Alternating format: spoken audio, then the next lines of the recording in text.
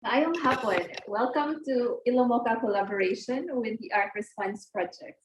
This month, we will be holding live streams in partnership with the Art Response Project to help creatives in their art practices. These topics were conceived by creative powerhouses Richard Bukshani and Riel Hilario.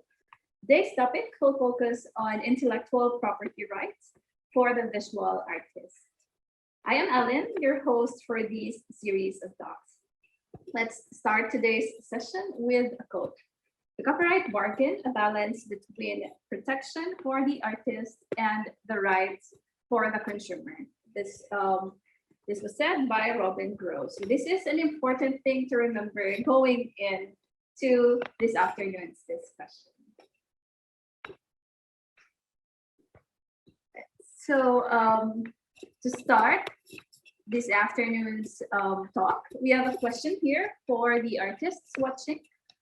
Have you ever experienced a transaction that you felt that your intellectual property right was infringed? So tell us about it in the comment section and we will share it to our guest speaker later on during the talk. So what is the objective of today's discussion? So we need creatives and artists to know how to protect their intellectual property rights, including copyright rights for publicity or personality, and moral rights. Before we start, here is the most basic definition of copyright. Copyright is the legal protection extended to the owner of the rights in an original work. If you want to learn more about the Intellectual Property Code, we are posting the link on the comment section of this live stream. So here are the questions we hope to answer this afternoon. So what are resale rights, resale royalties, including who are required to pay resale royalty to visual artists? What are the rights of the artists over their artworks? Do artists have copyrights to their artworks? Right. But before we answer those questions, of course, we need to introduce our guest speaker this afternoon. Our guest speaker for this afternoon is attorney Rudolph Philip B. Jurado. Attorney Jurado started practicing law right after graduating from UE College of Law in 1990. He has an extensive experience as a private law practitioner for his own office, RPB Jurado Law Office from 1991 to 2017. In between these years, he also worked as a law professor teaching political and constitutional law for MLQU School of Law, UE School of Law, and Lyceum College of Law. He served the government as the chief of the Office of the Government Corporate Council from 2017 to 2018. Before going back to practice the profession privately, he is a regular columnist for Inquirer Bandera. So let's all welcome attorney Rudolph Philip Jurado to the show. Yes, good afternoon, Eileen. Good afternoon to all viewers. Good afternoon po sa inyong lahat po. Now, yes, good afternoon, good afternoon. Shall I start? Yes, sorry. Now, this topic is not new, no? Perhaps to the artists, na pag-aralan nyo ito sa eskwelahan eh. So, my approach is quite different, yung sa practical purposes. Now, as you know, if you paint, if you do artwork like sculptures and other things, ang nasa isip ng karamihan ng artists and people is that pag naibenta na namin to, that's it, tapos na. Pag naibenta na yung painting, pag naibenta na yung sculptures, that's it, tapos na siya. But you have to know that after disposing your artworks, may laging rights given to you by the law. And what are these rights? So wait. Now, in all artwork, paintings, sculptures, so forth and so on, the law attaches thereto copyright, reserve right, and moral right. Now, most artists are quite interested with reserve right, pero I'm telling them, mas importante yung copyright eh. If you all knew how to use it, kung paano nyo lang siya papalaguin, mas maganda yung copyright. Now, as defined a while ago yung copyright, no, it's attached no, to the all paintings, all artwork of the artist. You have a copyright in all this. You do not, ang tanong usually nila is, do we have to apply for copyright? No need to apply for copyright because the law attaches that right to the artwork that you created. Meaning, from the moment you created your artwork, yung paintings, yung sculptures, there is already a copyright. It is already protected under the law. Now, maybe the question there is what kind of artwork that are covered by this copyright.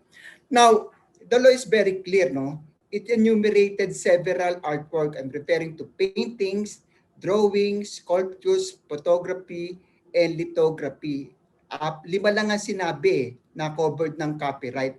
But it is good that yung provision ng law, nagkaroon siya ng all-catching provision, sinabi niya, and other artwork. So, when you say other artwork, pasok na dyan yung print, yung rubber cut, tawag doon, yung wood cut, and other things. Basically, all artworks are now covered and protected by copyright. They are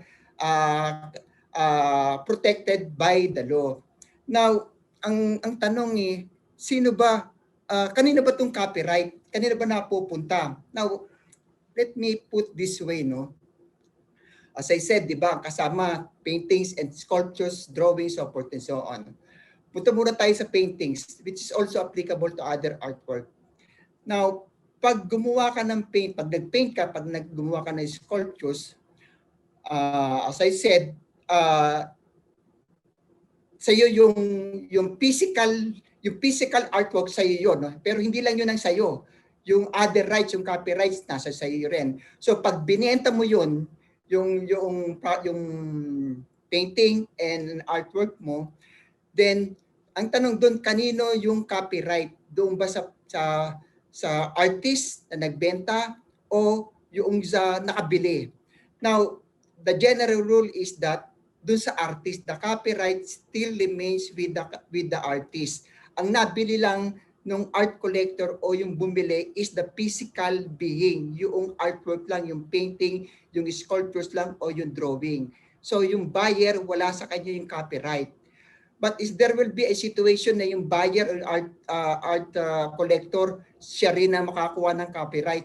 Yes, pwede rin. Kapag binili niya yung copyright. Remember, copyright can be assigned, can be sold, no?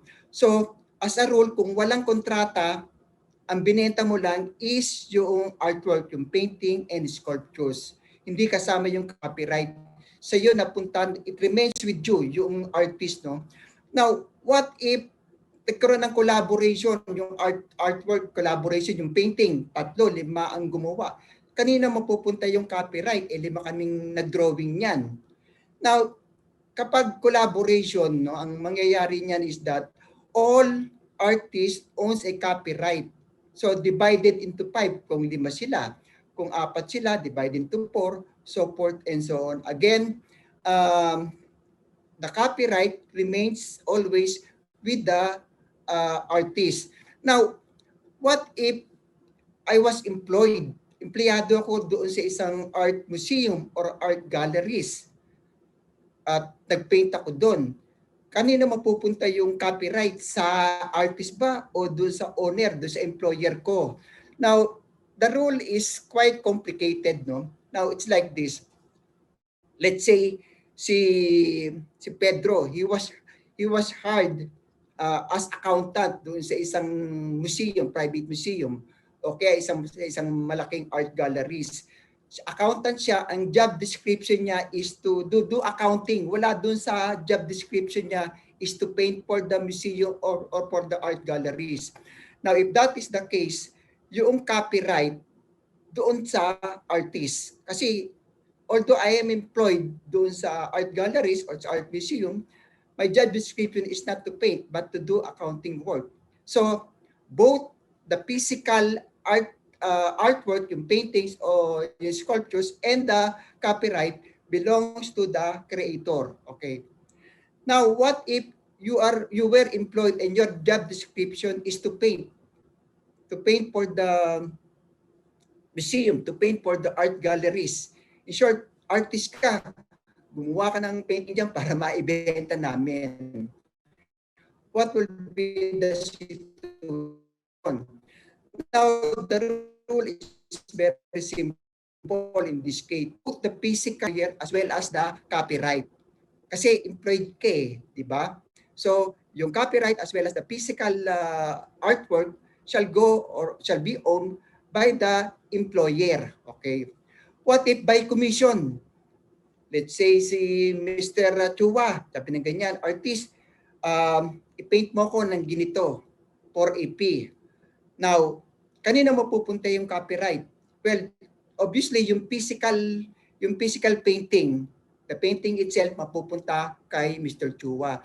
But the copyright still remains with the artist unless there is a stipulation. Pag sinabi, let's say, noong ni Mr. Chua na nag-commission sa iyo, I want you to paint this, pero gusto ko sa akin yung painting, pati yung copyright. Pwede yun, but there must be a written contract. So kung ikaw naman ang artist, you ask for more dahil you will be giving him two things, yung painting mo, pati yung copyright mo. But if there is no contract, then sa'yo yung copyright. Now, medyo may maguluran eh. Remember sa copyright, under the law, copyright can only be owned by a natural person. Ibig sabihin ng tao lang. Hindi pwedeng, when you say natural person, tao. Corporation are considered juridical person, but they are not natural person. Partnership, corporations, these are juridical persons. They are created by law. They are persons by fiction of law. Okay. Now, can they own a copyright? As a rule, hindi eh. But what if in my example, you were employed by a big gallery and the gallery is owned by a corporation? Di ba? At sabi ng gallery na kung saan ka empleyado, you paint us para maibenta namin. Will that constitute divestion of your copyright? Mapupunta ba sa corporation yung copyright? Bawal, di ba? Dapat sa tao. Let's go further. Let's say you were employed by the galleries or the private museum as their artist. Mag-paint ka, di ba? Ang trabaho mo is 10 to 8 o'clock. So pagdating mo sa galleries, do sa museum, paint. Pag uwi mo sa bahay, nagpe-paint ka. Kanina mapupunta yung copyright ng pinipaint mo doon sa bahay mo. Diba? The law does not provide an answer to this, but to me, mapupunta yan sa artist. Kasi hindi ka naman, wala naman sa contract nyo yun. No? But if the contract is exclusive, ibig sabihin, all your paintings, regardless whether saan mo pinaint yan, amin yan, then the physical painting as well as the copyright will go to the employer. Pero sabi ko nga, mas medyo questionable yan pag corporation. Now, ang tanong bakit ba napaka-importante itong copyright na to? Well, sa akin my perception is that mas importante yung copyright kaysa yung controversial na research right. No? Why? Kasi sa copyright, you can do everything kung marunong ka lang gumamit, if you are only business-minded, if you will only think out of the box to create more money. Remember, this copyright is actually economic right to give you to produce money out of your creation. Now, let's see. Wait. Now, what do you get kapag meron ka bang copyright? Now, if you have a copyright because you created an artwork like a painting and others, you will have exclusive right to reproduce your work. Ang ibig sabihin nun, out of your painting, maski binenta mo na siya, wala na sa iyo yung physical possession na yon, you can still produce the drawing or the painting you created na nabenta mo. Pwede mong pwede mong ilagay sa, pwede, let's say painting, no? Pwede mong yung character doon, pwede mong gawing sculptures, di ba? O kaya, nung nagkaroon ng unang ECQ, nauso yung face mask. Sa face mask, doon sa face mask, yung drawing nila, nilagay doon yung drawing nila. Nagsulputan, ang dami ko nakita sa Facebook. They are selling face mask with drawings doon with drawings and paintings. One of the most popular is yung kay Bilyesa, kay Edsa Ocampo, meron din, no, and other artists. So, ginawa nila yon. Yung sa painting nila, although naibenta nila yung painting na yon, yung laman ng painting na yon, you can use it eh. Nilagay nila sa face mask and they were able to sell it, make money out of it. Now, do not limit only to face mask. Pwede mong ilagay sa libro, pwedeng gamitin sa libro yan, pwede mong ilagay sa t-shirt. Kung if you are in the business of selling clothes, yung t-shirt, yung painting mo, perhaps you're the best painting, yung nanalo, yung napanalunan mo sa isang competition o maski hindi nanalo sa competition, ayun na i-print mo sa t-shirt na bebenta mo. No, so you can do anything because you have a copyright of that. You are the only one who are allowed to do it. Pwede mo naman ilagay sa plato yan. Yung mga iba nilalagay sa plato, nilalagay sa what they call this, mug, yung mga baso, piniprint nila, then binebenta. So, you can do anything about this doon sa painting mo. Kasi yung mga ibang perception ng mga ibang artist, pag binenta na nila yung painting nila, that's it, tapos na sila. Ang may-ari na yung buyer. That's not true. Remember, yung nabili ng buyer is merely a physical being. Yung painting lang. Kunyari, binenta mo naman, sculptures lang ang napunta sa kanya. Pero yung rights, yung copyrights niyan sa iyo pa rin. In fact, you can paint again the same painting, ayun pa rin, and you are allowed to do that. Or you can substantially reproduce portion thereof. Kaya yung mga ibang artist ba ginagawa, series ang ginagawa nila. You are allowed to do it. You can do anything about your artwork, maski wala na sa iya, maski matagal mo nang naibenta, no? Yung mga iba ginagawang toy sculptures, di ba? So they are allowed to do it, and you are the only one who is allowed to do it because that is your exclusive right. Okay. Now, you are also allowed to allow people to use or reproduce the same. Kung nyari, tamad ka naman, gusto mo, ayaw mo ikaw na yung magpiprint pa ng iba, pwede mo namang ibenta yan. Sabihin mo ng ganyan, may painting ako, sikat na painting, o may painting ako, hindi sikat pero maganda, but perhaps pwede mong gamitin ito sa t-shirt mo, o kaya sa face mask mo, pwede mong gamitin, then ibenta mo. Pwede mong gawin yun. Allow other people to use your paintings, no? Maski yung painting itself na ibenta mo. Of course, if you allow somebody, nasa sayo na yun kung gusto mo libre. If you are generous, huwag mo singilin. Pero kung gusto mo namang kumita ng konti, well, of course, you ask some compensation for the use of your work, diba? Now, another thing is that you have the exclusive right to prevent. You are allowed to prevent anybody to reproduce your paintings. Kunyari, ang paintings mo, lalo kapag ikaw meron kang specific character, no? Nobody can reproduce that except you, unless you consented, di ba? You can prevent it. So yung mga peke, yung mga gumagawa ng forgery na paintings, you can prevent it dahil they are not allowed it because they are infringing, they are barely violating your exclusive right to reproduce. You are the only one who is allowed to produce or reproduce these things. Ang dami, di ba? Ngayon, nauso ngayon yung print copy. Isang painting, nabili na yung painting, tapos nag-produce ng print copy. 50 pieces ang mamahal pa. Di ba? So, ayun ang uso ngayon, yung print copies, no? Okay, ililithograph mo, so forth and so on. Now, remember, we are now in a digital stage, di ba? Yung painting mo, it can go anywhere. Pag ginamit sa TV yan, nagustuhan ng isang producer, pwede mo sabihin, wait, I can prevent you from doing that because I have a copyright. If you want to use that, well, let's talk. Pwede tayo mag-usap dyan. Either recognize mo lang ako or you pay us. Diba? More or less digital na.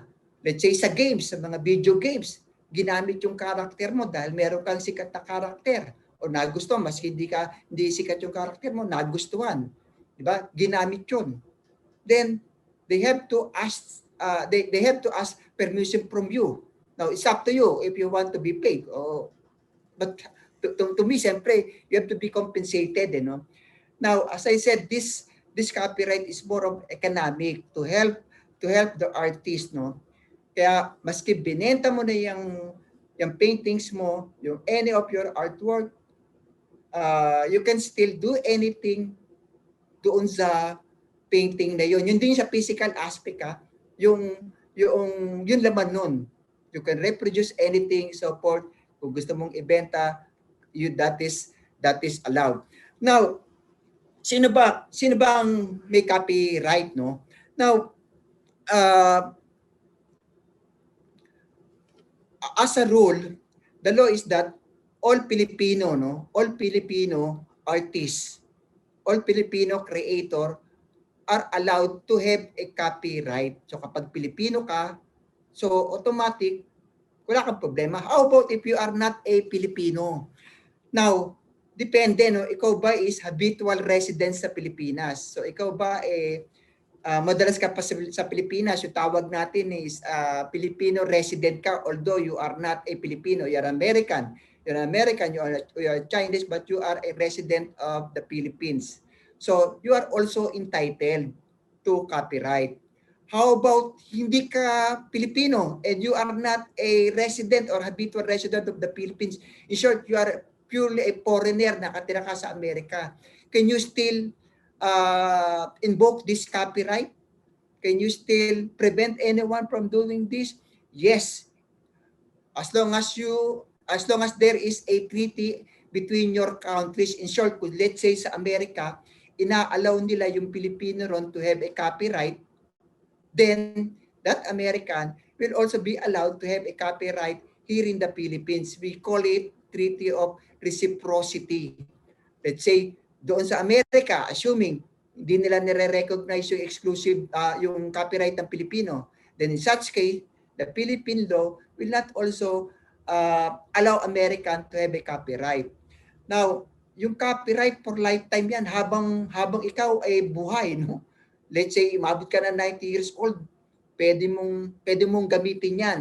Pwede mong gawing business yan. Maybe ikaw hindi ka ganong business minded, but of course your family, remember this copyright is for the artist, not it's for the artist and for your family to help you financially, no? Now, what if namatay ka? What will happen to your copyright? Then it will pass through your heirs. Yung asawa mo, yung anak mo, so forth and so on. So maski wala ka na, they can, yung asawa mo, yung mga heirs mo, yung mga anak mo, can still reproduce. Pwede pa rin silang gumawa ng let's say face mask, ng t-shirt. Magagawa pa rin nila yun. Magagamit pa rin nila in a digital subject yung painting mo, so forth and so on. So, until the lifetime of the artist plus 50 years from the death of the artist. So just imagine yung binigay sa artist na copyright, no? Again, as I said, no need to apply because automatically by law, a copyright is attached to the paintings, drawing, and other artworks from the time it is created. But there is no law that will prevent you to register it. Pwede mo naman i-register. All you have to do is to execute an affidavit of ownership, no, with the National Library and yung sa IPO, yung Intellectual Property Office for recording and deposit to prove your ownership of the copyright. Pero maski wala kang registration din sa IPO or sa National Library, you are deemed owner of the copyright. Okay. Now, I hope I was able to trace out the copyright of the artist, no? To me, that is the most important. Second lang yung the most controversial, yung resale right. Of course, you know what is resale right, no? It refers to the right of the artist and their heir to receive royalties for the resale of their artwork. Iba yung resale right dun sa resale royalty, no? Yung resale royalty is the payment, is the remuneration for you for having a resale right. So yung resale right, ito yung karapatan mo tumanggap for the resale of your paintings, while yung royalty is the payment. Okay. Now, you see in this panel, makikita nyo yung The Angelus painting yan. It was painted by one of the best friends painter named Jackie Millet. Millet, no? Entitled The Angelus. Well, the story goes that nabili to ng 100, equivalent to 100 US dollars during the lifetime of Millet, no? But when he died, nung namatay siya, 15 years thereafter, it was sold for $150,000 equivalent. So, imagine yung increase of the price of this painting from 100 US dollars to $150,000. That is way back 1920, and 150 US dollars is how much?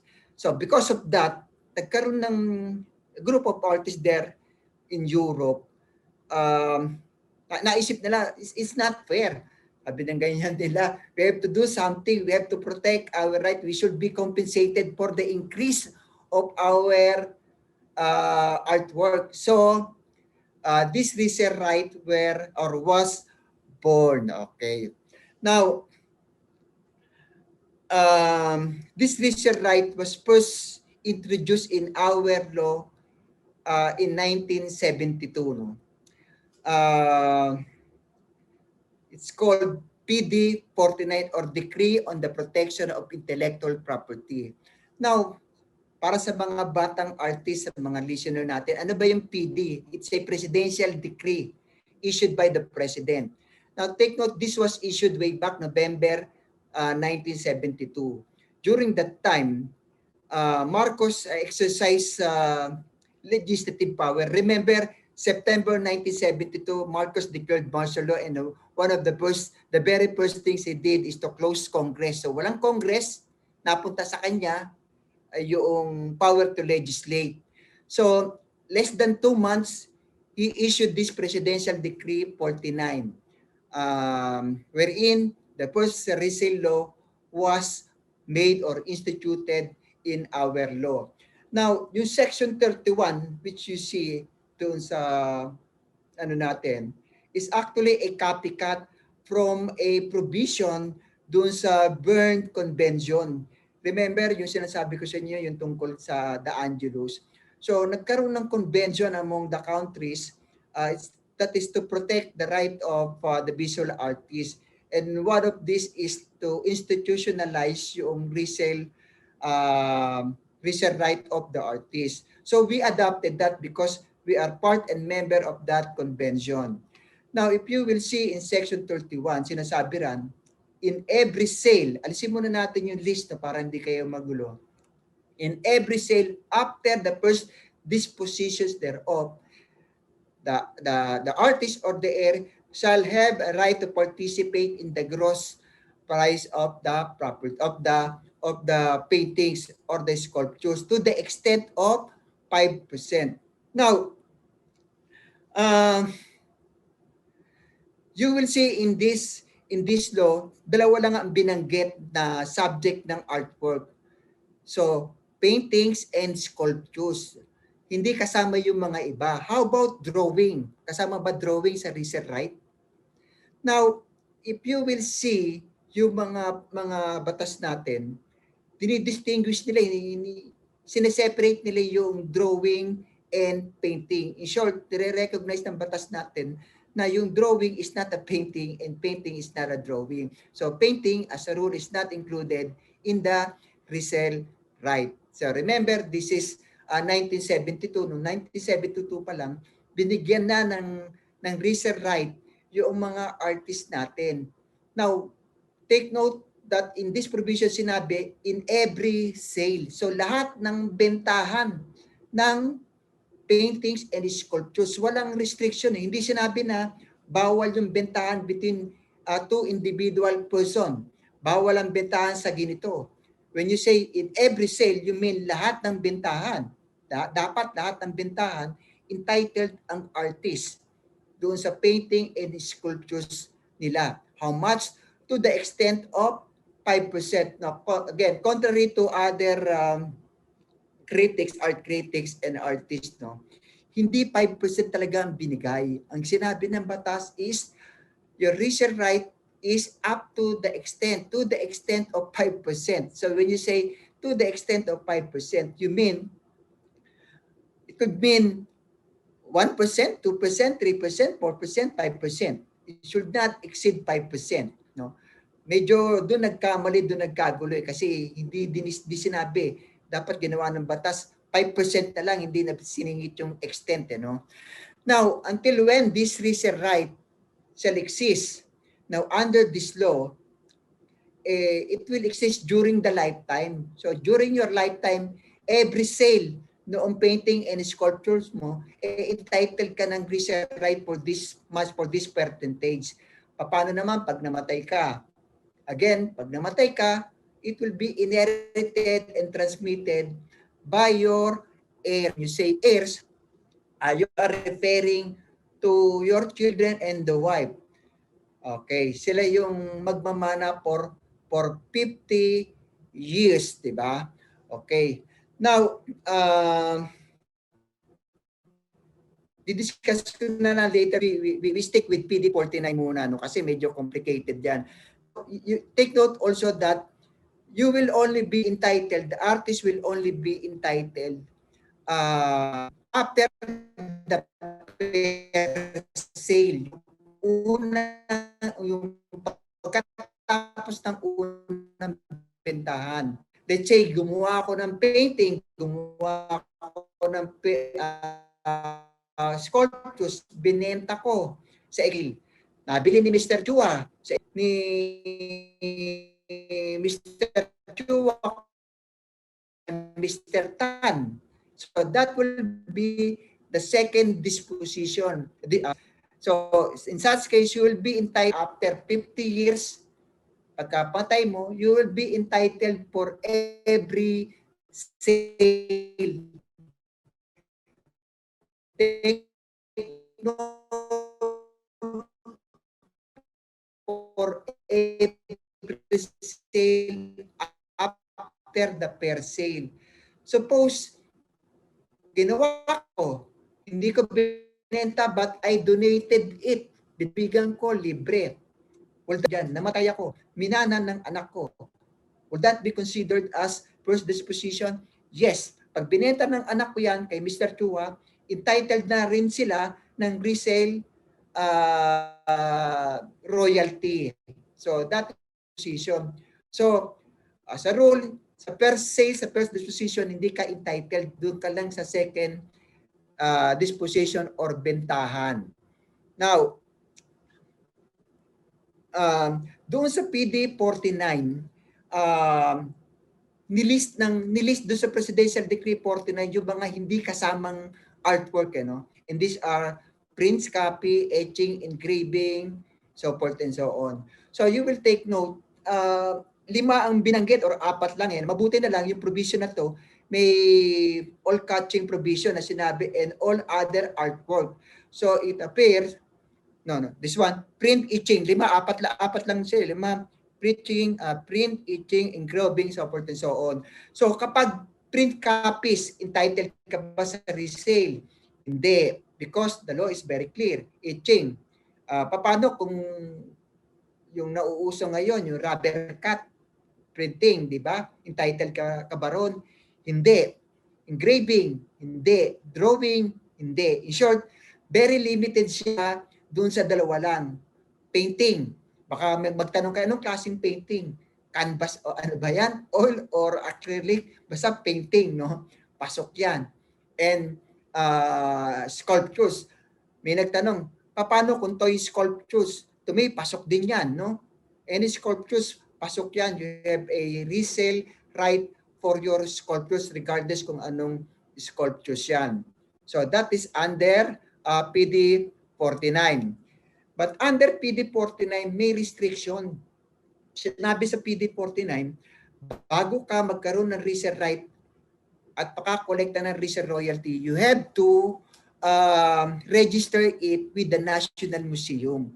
In short, the policy during those time, 1970s, is no registration, no resale royalty, no resale right. Remember, if you have no resale right, you cannot collect resale royalty. So before you can have a resale right, you have to register that with the National Museum. Now, do you think our great artists during that time will go to National Museum to register their artwork, their paintings, their sculptures? I don't think so, di ba? I don't think our great artists will do that. To me, requiring the artist to register just to get royalties is demeaning to their status. No? So, but anyway, that is the law during that time. Kailangan painting and sculptures, and it must be registered. So that is our law until 1998. Noong 1998, actually 1997, the Congress passed a law. It's actually called Intellectual Property Code of the Philippines. It repealed PD 49. In short, ito yung pumalit sa PD 49. Binura nila yung PD 49, ito na ngayon ang batas.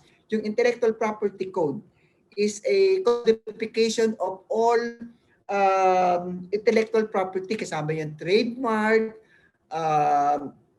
export and so on. In fact, kung titignan mo intellectual property insofar as resale right, dalawang provision lang eh, no? So this Intellectual Property Code of the Philippines took effect on January 1, 1998. That is almost 23 years ago. Now, as I said, dalawang provision lang ang resale right. Yung Section 201 ng Intellectual Property Code is a reproduction of Section 33 of the Presidential Decree number 49. Now, ito yung provision ngayon sa Intellectual Property Code of the Philippines.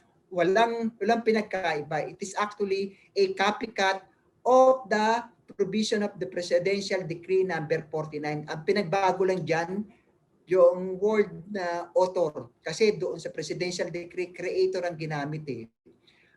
Dito, ginamit author. Again, for every sale, sinabi na naman, lahat ng bentahan, after the fair sale, I will be, the painter, the sculptures, will be entitled to a resale right or resale royalty. How much? Equivalent to the extent of 5%. Sana inayos na ng Congress ito eh. Kasi yung PD 49 medyo magulo eh. It can be 1%, 2%, so forth and so on. Pero ito, copycat. Mukhang medyo may mali. No? Sinabi, to the extent of 5%. So again, not try to say na I'm entitled to 5%. Ang tama is up to the extent of 5%.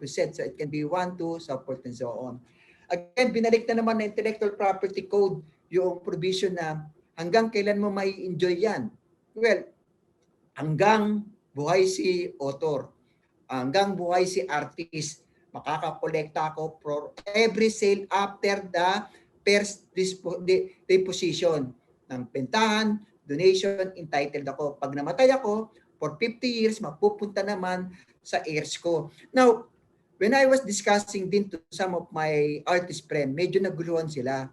Sabi nila, no problem, pag buhay kami, makakatanggap kami for every sale after the first disposition, makakatanggap kami, no question. Now, no problem also that pag namatay kami, mapupunta sa heirs namin yan for 50 years. Ang tanong nila, who are the heirs? Sabi ng isa, paano ako? Meron akong asawa, pero wala akong anak. So, kapag ganun na nangyari, then, ang heirs mo will be your wife and your mother. Sinabi niya, wala akong, may asawa ko, wala akong anak, wala naman akong mother, wala akong parents. In such case, ang magmamana na ang resale royalty mo, resale right mo, will be your wife and your brothers and sisters. Diba? Kung wala naman akong asawa, anak lang, di anak lang ang magmamana. Kung paano, kung byudo ka, tapos wala ka rin anak, sino magmamana? Then your mother. Kung wala kang mother, yung mga siblings mo, yung mga kapatid mo. Paano kung patay na rin yung mga kapatid mo, yung mga pamangkin mo, so forth and so on. Yung isa is very exciting yung tanong niya. Sabi niya, look, attorney, I'm married. May anak ako, isa, but I'm already separated. 10 years na kami separated. So who will be my heirs? Ang sagot, well, your heirs, pag namatay ka, unfortunately, will be your son and your wife. Sabi niya, pero hiwalay na kami 10 taon. In fact, may kinakasama na nga siya, may anak na nga rin siya sa iba. Tinanong ko, meron ba kayong annulment? Wala. Meron ba kayong legal separation? Wala. Well, unfortunately for you, your wife, who is already living with another person, with another man, na may anak na rin, will still be your heir. Si pa rin na makikinahabang for 50 years noong resale royalty mo, resale right mo. No? Ganun, no? Now, anyway, very complicated yan. Balik muna tayo rito sa topic natin. No? So, resale right will be transmissible doon sa heirs mo. Now,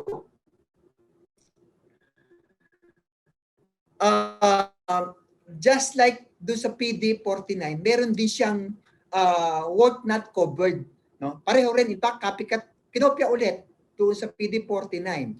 So, again, it appears na paintings and sculptures lang ang subject ng resale right for you to get a resale royalty. Drawings, print, and other artwork will not fall or will not entitle you to have a resale right and to receive a resale royalty. Now, you will see in this provision of the intellectual property ng PD49. Remember doon sa PD49, nakalagay doon, di ba, you have to register it with the National Museum before you can be entitled to resale right and to receive resale royalty. Now, we have to know the intent of the law. When this law is being discussed in the Congress, naisip ng mga congressmen natin, ng mga senators, na to do away with this registration requirement kasi this is very cumbersome. This is a restriction to the rights of the artist. Alisin na natin to. And they did do away, tinanggalan nila yan.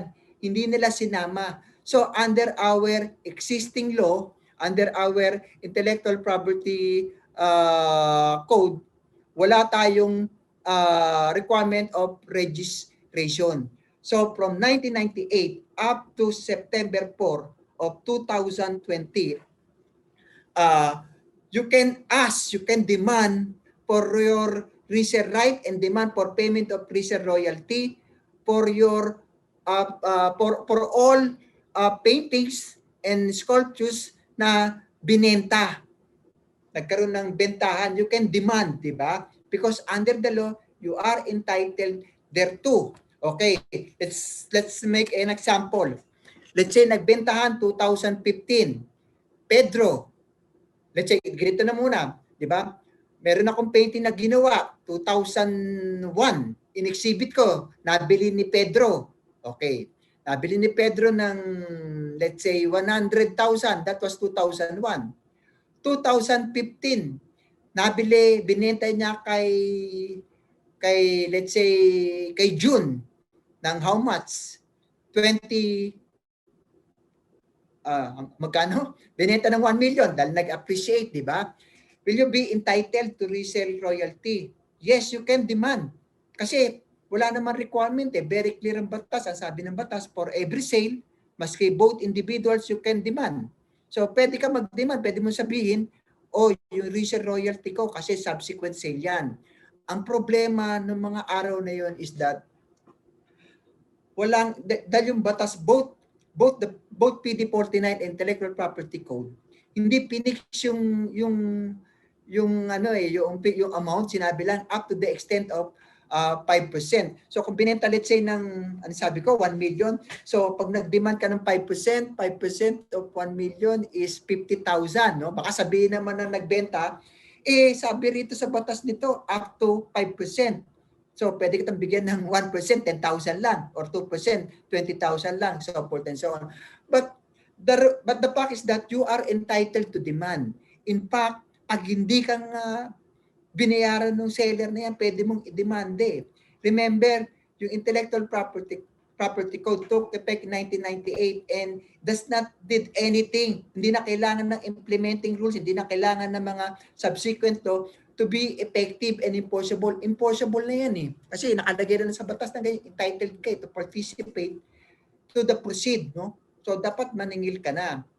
I do not know if anyone naningil and I'm not a private, wala rin akong kakilala o wala rin akong alam na nagkaroon ng transaction, no, kung talagang nagbayaran ng resale right o ni-recognize nila yung right. Now, pero this right is given to the artist, no, to the artist, to their families. Kasi nire-recognize ng batas yung right na, in fact, yung right of the artist to receive resale right is based on constitutional provision. Dahil sa constitutional provision, sinabi, the state must protect the intellectual property right of the artist. And pursuant thereto, gumawa nga sila ng intellectual property code at sinama yung resale right na yan. Now, so from 1998 to 2020 September 4, you are entitled. Wala ka nang kailangan gawin. Basta gumawa ka ng painting mo, gumawa ka ng sculptures mo, then binenta mo, tapos nagkaroon ng subsequent, you are entitled thereto. Kung wala, pwede mong demanda. Now, after almost 22 years, the Intellectual Property Office, it's an office created by Intellectual Property Code, no? Sila yung mga namamahala ng mga trademark, sa mga paintings, sa mga ganitong usapan. Sa government office under Department of Trade and Industry, no? Opisina niyan sa BGC. Nag-issue sila ng implementing rules and guidelines for resale right. I do not know why it took them almost 22 years to issue and implementing rules for this provision of Intellectual Property Code. It's more known as Memorandum Circular 2020-023, dated July 3, 2020, and took effect last year, September 5, 2020. Remember, kaya sinasabi ko September 4, di ba? Before September 5, wala kang problema eh. Yung mga artists, they can demand resale right eh. Because the law allows them, gave them that right, pero talaga sila right. But this IRR, this is the memorandum circular. No? This memorandum circular changed everything. Halos binago eh. It added and it deducted some substantive provision of the law, which affect the rights of the artist to receive resale royalties. Now, why did I say that it affect it? Why did I say that it changed the right of the artist to receive resale right and subsequently resale royalty? Why? Now, if you will read yung memorandum circular nila, yung implementing rules and regulation nila, na-recognize din nila yung resale right ng mga artists. The same thing, for the sale, nilalagay nila, after subsequent sale, all artists, all painters, pati sculptors are entitled to resale right. Ni-recognize nila yon. But the problem is, naglagay sila ng restriction. Remember, doon sa PD 49 pati sa Intellectual Property Code, isa lang ang bawal na hindi kasali, di ba? I'll just discuss that later. Pero dito sa IRR issued by IPO, nagdagdag sila ng dalawa which is not found in the law. Wala sa batas ito, di ba? The first is that made directly between private individual without the participation of art market professional. Ano ibig sabihin nito? Ngayon, dahil simula noong September 5, pag binenta ni Pedro yung paintings na binili niya sa'yo way back 5 years ago, binenta ni Pedro kay Juan, that is a transaction between two individual private person, di ba? Pag ganun ang ginawa, you cannot demand for resale royalty kasi hindi raw yun pasok sa resale right mo. Remember sinasabi ko kanina, 'di ba, doon sa batas itself, sinabi every sale. Hindi naman sinabing bawal yung bentahan between private individual, but under this IRR pag nagbentahan between private individual hindi pasok 'yan. Wala kang makukuhang resale royalty. Provide without the participation, unless pinadaan mo sa auction houses yan, sa art galleries, sa art sales room, or sa art dealers. So in short, kung si Pedro na nakabili ng painting mo, pinabenta yan sa auction houses, so may participation ang art professional. In such case, you can ask for a resale royalties because you are entitled to a resale right. Why? Because although the transaction, yung bentahan, was made between two private individuals, dumaan naman sa art market professional. When you say art market professional, ito yung mga auction houses, art galleries, or yung mga dealers. Pero kapag hindi dumaan doon, hindi nila pinandaan doon, silang dalawa lang nag-usap, you cannot collect. Okay. Medyo hindi maganda yan. Okay, hindi maganda yan, no? Then another is yung private individual binenta sa museum, then you are not also entitled. Okay. Now, who are artists covered? Sino ba covered dito sa IRR nila? Well, citizen of the Philippines, and the same thing, member ka ng state convention ng Berne Commission. Now, makikita mo rito sa ano ko ngayon, ito yung nakalagay sa IRR, no? Now, remember, yung sa batas hindi sinabi up to the extent of 5% lang. So, yung IRR, naglagay sila na pag nagbenta is 150,000, you will be entitled to 5%, so forth and so on. Now, I do not know if that is acceptable to the artist. Now, medyo magulo yan. Now, sino ba magbabayad ng resale royalty, di ba? Yung seller. Yung seller ang magbabayad, di ba? Siya yung magbabayad. Ang tanong, paano yung auction houses? Sino ba magbabayad? Pwede mo ba singilin yung auction houses? No. Because auction houses ang transaction nila is through consignment. So, consign nilang sila. Ang magbabayad yun, yung consignor, yung nagbenta. How about yung art galleries? The art galleries is not also liable to pay your resale royalty.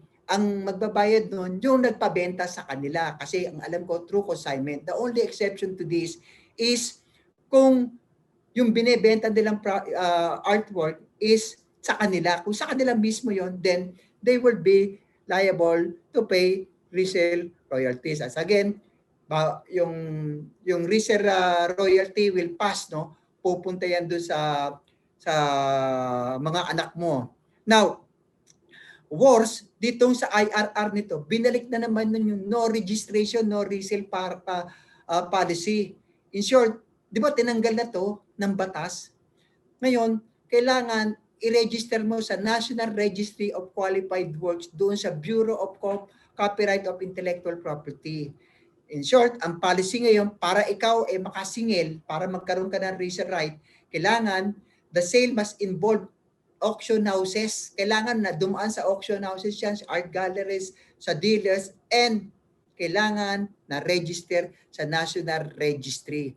So, kung ang transaction hindi dumaan sa auction houses yan, hindi ka makakasingil. O maski dumaan yan, pero hindi naman nakaregister sa National Registry for Qualified Works, hindi ka entitled. Again, nawalan ng rights ang mga artist natin. Why? Sinong artist ang nag-register ng painting at auction houses nila? The National Registry for Qualified Works was only created last September. Nagkaroon na ng National Register for Qualified Works noong September last year. So, supposed to be entitled ka ng resale right, no, wala eh, because of this. Now, if you want to avail resale right and royalty, padaan mo, i-register mo muna. But are you willing to do that? Now, aside from resale right, you have the so-called moral rights. Well, yung what is included in moral rights? Actually, ang tanong what is a moral right? It is a right to protect the reputation of the artist. Now, what is the so-called moral right? And first, the most important of this moral right is yung right to attribution. Ibig sabihin nun, yung paintings mo, yung sculptures mo, o lahat ng artwork mo must be attributed to you. Kailangan i-mention ang pangalan mo. Kailangan sabihin, gawa ni Mr. A yan, gawa ni Mr. B yan.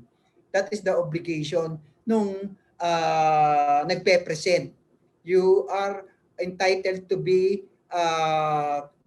identified with that artwork of yours. Now, the second is right to alter. As I said, yung painting mo, it's up to you kung gusto mong palitan. No one can stop you no, kung gusto mong yung nakatayo tapos gumawa ka ulit ng nakaupo naman, that's fine. That's within your right. Now, maski nga in short, you are entitled to alter your paintings, you are entitled to alter your sculptures. Now, yung number 3 is one of the most important, yung distortion, mutilation. Bumili ako ng painting. Let's say, binili ko yung painting ni PJ Cabalangan. Is PJ Cabalangan there? Nandiyan ba? Let's say, binili ko yung winning piece niya dun sa Metrobank, yung pinalanunan niya sa web. Pwede ko ba sunugin yun? Ha? Kung nanood kayo noong Crown, remember si Prime Minister Churchill, di ba, ginawan siya ni Graham Sutherland, a famous British painter, ginawa siya ng painting, pero sinunog niya. Pwede ba yun? Well, under our Philippine law, di ba, you have the right to object. Let's say, binili mo nga yung painting ko, pero ginawa mo ng ganyan, kumuha ka ng other artist para palitan, baguhin yung painting ko. No, you cannot do that because you have the right to object for distortion. Dinidistort niya eh. Paano kung pinunit-pulit niya yan? Pwede ba? No. You can prevent the mutilation of your artwork. Pero ang tanong, paano kung sinunog ko? Let's say, katulad nga ng example ko, yung kay PJ Cabalangan, sinunog ko. Pwede ka bang gawin yun? Well, apparently, pwede. Kasi yung tatlo ran, yung distortion, mutilation, does not include destruction. Pwede ko palang sunugin yun kung ako yung buyer. Ang bawal lang is distort ko, putulin ko, or i-modify ko. Wala naman kasi raw nakalagay dyan ng destruction. And the most important is yung number 4, no? Yung, ang tawag dito is more of a right to dignity. You can restrain anyone and anybody to use your name doon sa painting na hindi mo namang gawa. Or yung painting na dinistort nila, binago nila, you can refuse, you can restrain them, pwede mo sa pigilan, painting ko nga yan, pero binaboy mo na, pinatungan mo na ng iba. I can stop you. Meron kang karapatan na gano'n. No? This moral right cannot be assigned. No? Hindi katulad nung dalawa, yung reserve right and particularly yung copyright pwedeng assign. Moral right cannot be assigned. And to take note, this moral right is passable. Pag namatay ka, mapapasa to sa mga anak mo. So maski patay ka na, yung mga anak mo, pwede nilang i-restrain yung pag binaboy nila yung painting mo, pwede nilang pa-stop. For 50 years, no, except yung number 1, yung right of attribution. Ano yan? Infinite, walang period.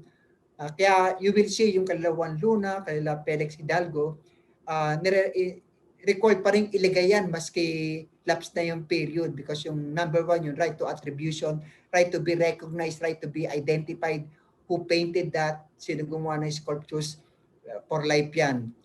So, I guess, na-cope up ko for a very limited time na na-discuss ko yung mga iba, no? Now, with regards to IRR, may konting problema, no? Kasi somehow, nung ginawa yun, I do not know if the Intellectual Property Office consulted the stakeholders, yung mga artists, yung mga auction houses, yung mga art galleries. I do not know kung na-consult yung mga artists, particularly yung mga artists, you know. Kasi parang yung ginawa parang malayo doon sa batas. Now, can it be still cured? Pwede pa bang baguhin yan? Yes, pwede pa naman baguhin. But of course, you have to convince the Intellectual Property Office people na medyo mali yung ginawa nyo. It will restrict, mawawalan kami ng resale right, mawawalan kami ng resale royalty. Convince the IP office to amend that IRR. First, tanggalin yung requirement ng registration. Pangalawa, alisin yung provision na bawal o hindi nakasali sa resale right kapag private individual at hindi dumaan sa auction houses, art galleries, so forth and so on, kasi lugi kayo. First, the IRR, you have only until 1 year. 1 year ka lang, pwede ka magabol. Pag hindi ka nagabol ng 1 year, hindi mo na makikleim. While dun sa batas, yung talagang batas, you have 10 years para magabol. Pag hindi ka nagabol ng 10 years, wala ka na. But under this IRR, medyo nawala. But as I said, yung IRR is inferior to the law. The IRR cannot amend the Intellectual Property Code.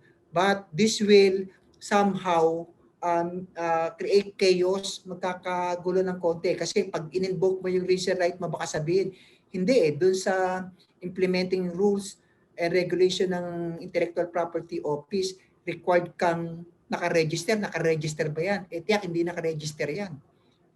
Unless kung ni-register mo after September 5.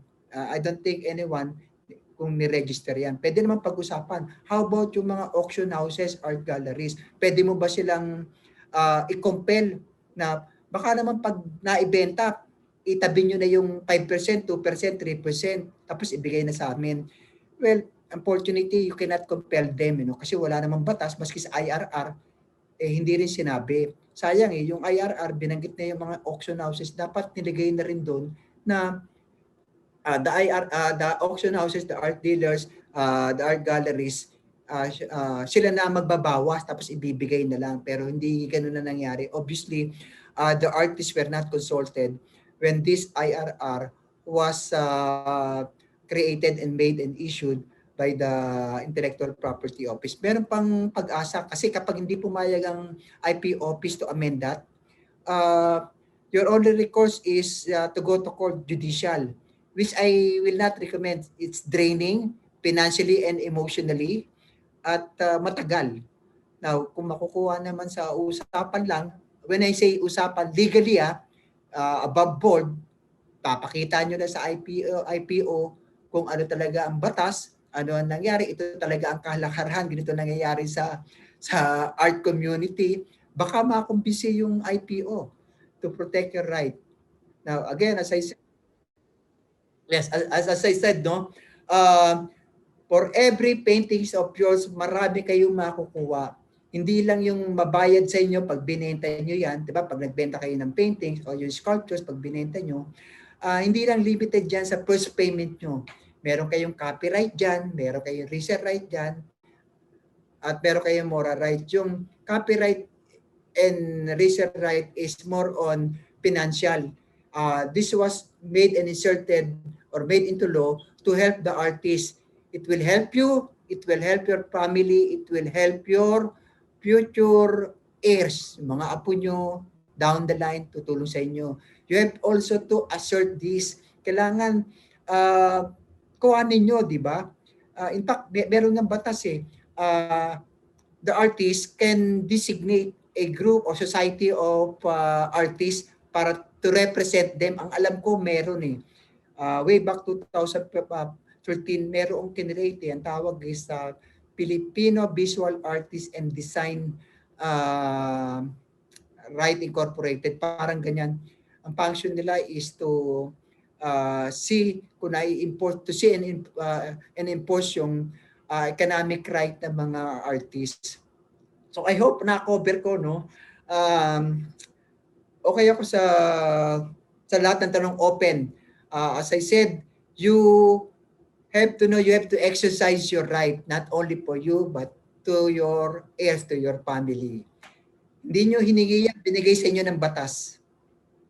Thank you, Attorney. Thank you very much. Thank you, Attorney Jurado. So we will now take questions from our guest artists and from the artists watching. Right.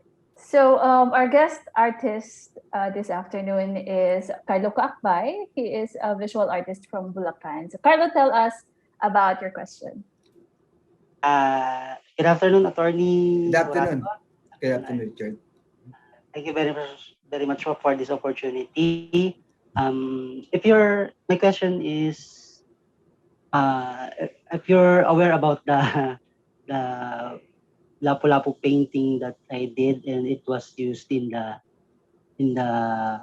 yes, the 5,000 Lapu-Lapu bill. Yes. Mm-hmm. Mm-hmm.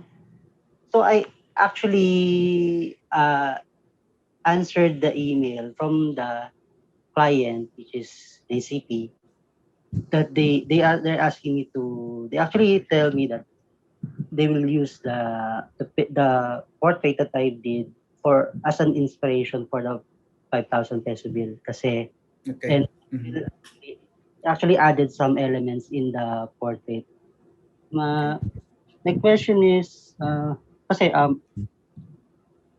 I approach BSP kasi because of the error in the portrait, can I approach them and can I ask them for maybe somewhat of a compensation, or because although I agreed via the email that they can use the painting, am I still covered with the law? Kasi I'm very innocent of the law, so I just agreed right away na because out of my gratitude. So can I still ask BSP to look into my situation?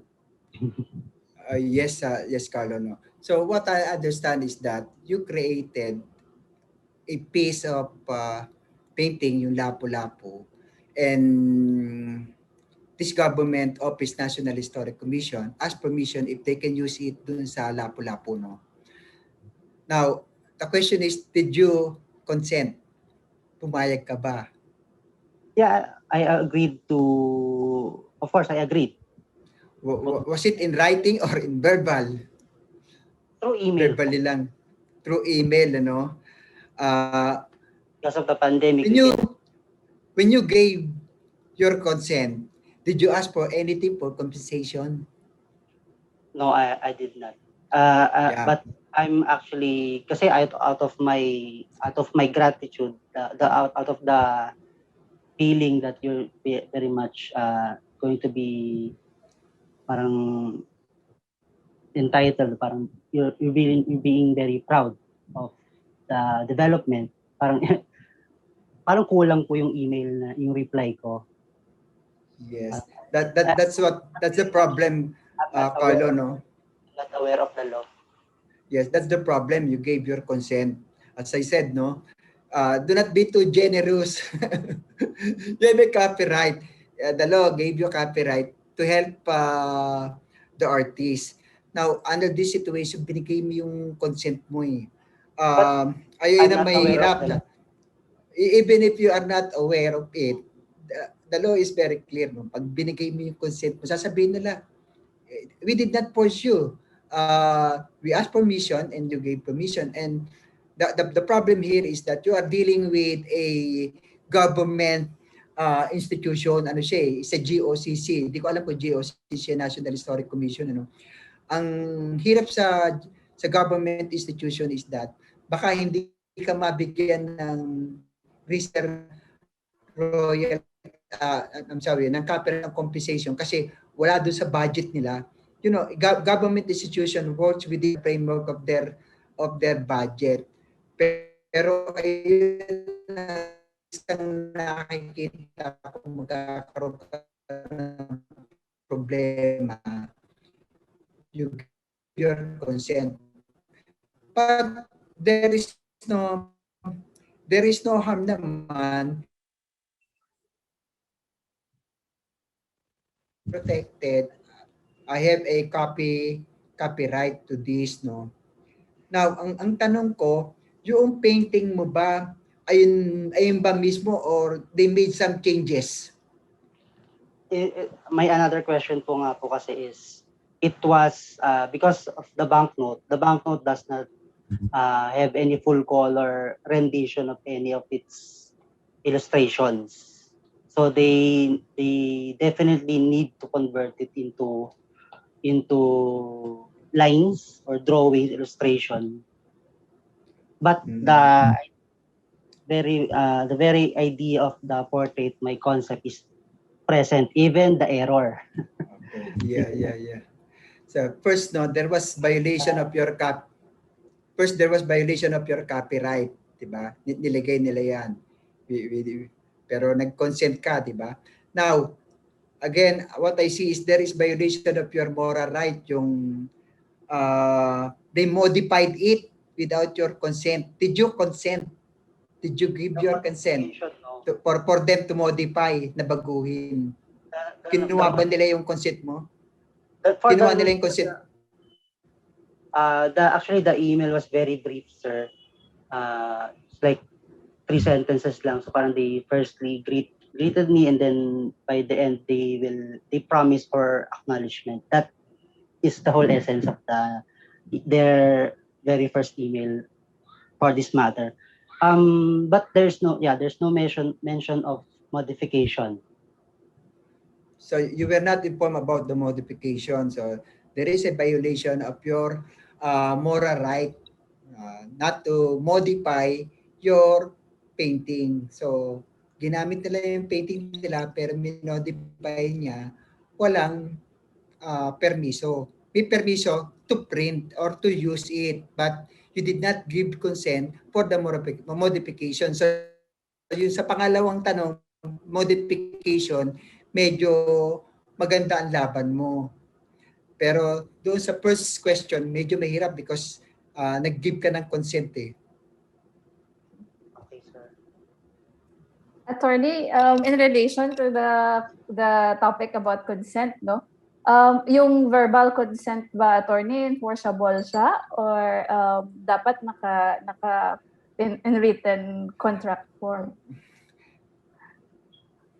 It should be written kasi mas madaling i-prove, pero verbal agreement pwede rin naman, no? Pero ang problema yata nagkaroon ng email eh.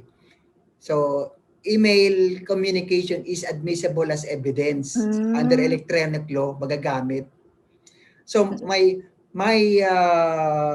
advice is that every time na makikipagkontrata kayo, you have to kailangan titignan mo no, di ba? Remember these economic rights were given to you. Kailangan isipin mo ano ba ang pinag-uusapan dito. Mawawala ba yung kasi dapat may compensation ka talaga eh. Pero subukan mo rin baka magbigay no. Pero ang hirap kasi niyan, it's a government institution. Baka walang budget for that. Kung private company yan, madali. Can I comment? Can I add up po?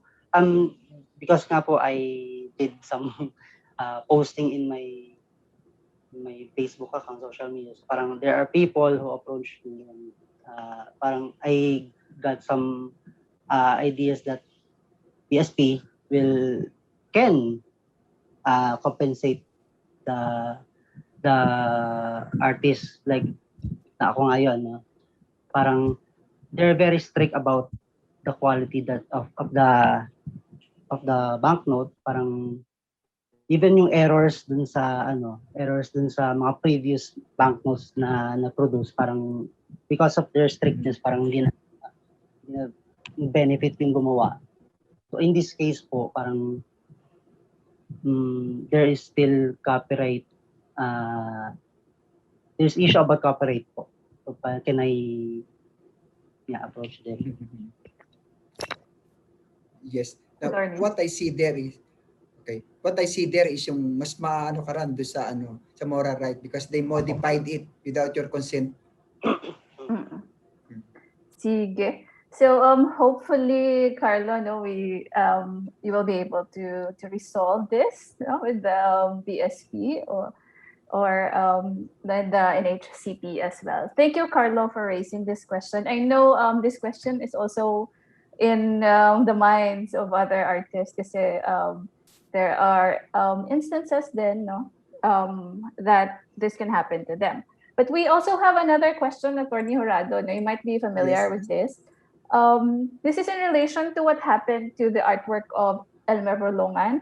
His artwork was copied and was sold to auction. And when it was found out that it was a fake copy, they pulled it off of the auction. But the concern here is the artwork might still be existing and still might be sold to unwitting buyers. So in this case, Attorney, does the original artist have the right to destroy the fake artwork? No, the artist cannot do that. You cannot put the law into your hand. You have to go to the process of the law, no?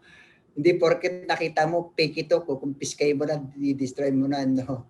You go to court, you file a case for infringement of your copyright. Ganun ang procedure. Remember, yung nag-drawing yan will be liable as well as yung nagbebenta.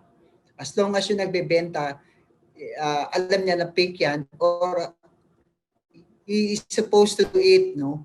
Let's say, nagbebenta niya, dealer.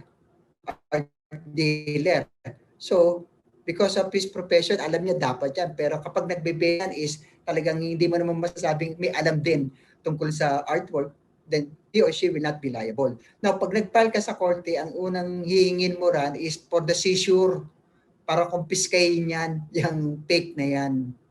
So, you have to go to the process. Ang mahirap kasi is that matagal ang proseso eh. The question is, yung auction houses ba kung saan binibenta yung o saan nilagay yan na allegedly peke, no? Meron ba silang karapatan na itago at hindi na ibigay, no? Sa totoo, wala eh. As I said, ang pwede lang magdemanda niyan yung artist mismo. Siya lang ang may right nun. Copyright. Sige po. Magpapile siya sa korte. You go to the in process. the topic naman po of the process, speaking of process, kasi a lot of people are asking, what yung process po ng pagreklamo. Yung may ibang question dito is, like, what if po kinopya yung work ko ng ibang artist, saan po ako magrereklamo? Ito yung majority na questions din, Attorney. Attorney?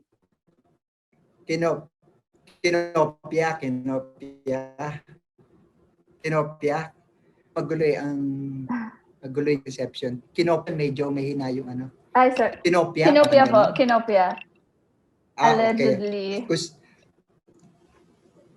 Well, ang problema, as I said, you cannot put the law into your hand. So may violation, hindi ka pwedeng pumuntaran, oy, itigil mo yan, so forth and so on, no? You have to go to IPO, magpapile ka ng case o kaya sa korte, infringement of your copyright. O siguro pwede naman sulatan and inform that artist na you are violating my copyright kasi meron ako kinopya mo. Maski hindi the same, but it is substantially somehow pareho, you are violating, pwede mong gawin and ask them or ask her to stop because that is your right. Remember, di ba sa copyright, you have exclusive right to prevent. One of your right sa copyright is that you have the exclusive right to prevent the reproduction or substantial forced reproduction of your paintings or your artwork. Pwede Speaking of- mong Yung attorney, patigilin, no? Pero ang tanong, titigil ba siya? Titigil ba siya? Ayun ang tanong.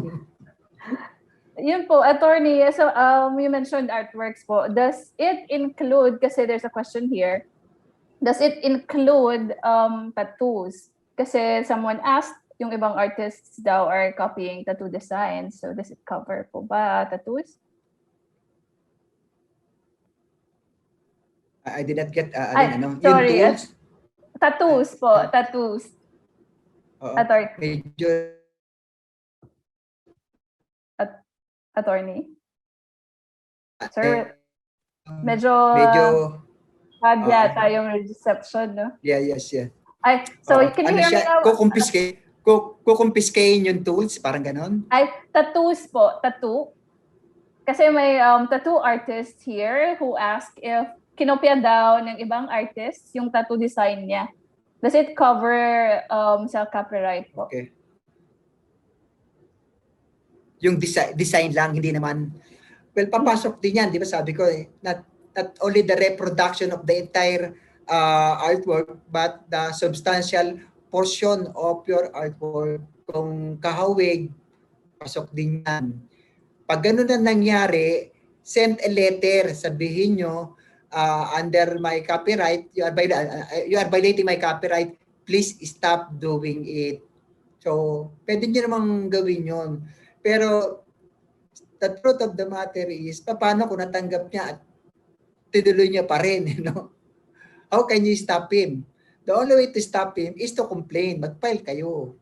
Magpa-file kayo ng complaint dun sa IPO or sa court. Ayun ang hindi ka pwedeng pumunta dun. Hindi ka pwedeng pumunta ron na stop mo yan. Mag-aaway kayo. Ikaw pa madimanda. Tapos most of the time kasi sa social media, no, we call out people. So, better no to write them a letter. And if diba, attorney, no? I suggest wag niyo nang ilagay sa Facebook yan yung mga ganyang usapan. Kasi let's say nilagay mo sa Facebook, you are accusing other people of a crime. Baka kayo madimanda naman ng cyber libel. It can be taken against you then. Oo. Siguro sulatan nyo na lang ng letter. Pero tapos ito po another Facebook, medyo mahirap. Opo. Another question po, I think this is also very relevant, no?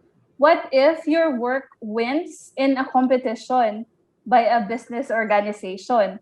So can they use your artwork for their merchandise? Yun yung question, attorney, nung isa sa mga artists. Ayun yung inaano ko kanina, di ba? As a rule, yung copyrights remains with the artist. So depende kung meron kayong usapan. When you enter that competition, nakalagay ba doon sa mga pinirmahan mo na pag nanalo ka, kukuhanin nila yung painting mo and they can use this in this support and so on. So pag pumirma ka doon sa contract na usually pag di ba? And I assume yung mga big corporation meron ganun. So pag pumirma ka ron, you are actually giving or waiving your right, your copyright to that corporation. So read before you sign. Remember that, artists. Read before you sign. Yung another question po, go ahead. Pero doon sa competition, mahirap naman, di ba? Pag hindi mo naman pinilapan yung application form mo na nakalagay doon, sa kanila na yung painting mo, pag nanalo ka and they can use your copyright, hindi ka naman makakasali. Yun din, no? Gray area din siya. May question din dito, attorney. Paano po pag sa photography naman ito? At dami daw gumagamit ng artwork niya sa post at nilalagyan ng mga quote. May habol po ba si artist? Kasi nauuso yan. Photography lang o ano? Photography hindi po. Naman basta, kailangan mayroong yung tinatawag natin na attribution. You have to state kasi yung photographer na yun. Yung problem ngayon, attorney, parang ginagamit ng mga tao, CCTO lang eh. Kailangan laging merong recognition. No? Pero dapat may name. Laging may name mo. Ilalagay mo yun. Sige po. Take note nyo yan ha for the artists watching. So this is our last question na attorney, no? Kasi mahaba-haba na rin yung usapan. No problem. No problem. Ito, on the topic naman po of resale rights. So someone asked if resale rights is retroactive. And i-bunch up ko na lang yung mga questions na in one topic, no? So is a resale right retroactive? And how do I know if may resale na nangyayari? Yun yung mga questions naman po on the subject of resale rights. Yung resale rights, sabi ko nga doon sa discussion ko na somehow na-apektuhan because of that IRR issued by the Intellectual Property Office. Supposedly, before the passage or before the issuance of that IRR last September, meron kang 10 years pwede mong habulin pwede mo silang i-demanda, pwede kang maningil. Uy, akin na yung resale right ko. 10 years ang binigay sa iyo. Okay. Nung ginawa yung IRR, sinabi na ganyan na IRR, this IRR shall be applicable also prior to the effectivity thereof. So para sinasabi ng IRR, maski yung mga huling bentahan before this effectivity, kasali. Under that IRR, you have only 1 year to claim your right. So, pasok ka na, di ba? Force, kailangan nakarehistro pa. Maski gustong i-rehistro ng artist sa National Work for Qualified, so meron silang tinatawag doon. Hindi pa may existing yung registry office na yun. So, wala silang pag-register. So, basically, nawala ang ano nila. Pero I'm not telling that IRR is superior than the law. The law is superior than the IRR. The IRR cannot amend. They cannot amend the law. Ayun ang batas. Pero because of that, nagulo ang nagulo yung situation. So yun, hopefully the artists, now that they know their rights, hopefully the artists can write IPO a letter about this. So thank you, attorney, for sharing these important topics to the artists watching today. And thank you also for sharing your Saturday afternoon with us. Yes, thank you. Thank you. Thank you so much, Alim, for the opportunity. Thank you, attorney. And thank you also to those who joined us this afternoon. We hope that you have learned a lot and the information that you learned today will be helpful to your art practice. So if you want to watch the previous talks we had for art response projects, you can go to our YouTube channel. It's Museums Matters. Again, it's Museums Matter. And take note, you can put this on your calendars. We will see each other again next week. We will discuss another important topic. It's taxation for artists with attorney Trisel Bukshani. And on May 22, we will also discuss niche art spaces with Riel Hilario. All right, follow Ilomoka or Iloilo Museum of Contemporary Art on our social media. We have a Facebook page, an Instagram page, and again, our YouTube page. You can also email us your questions or your suggestions regarding the topics that we can discuss. Right, so see you again next week. Maayong hapon sa tanan.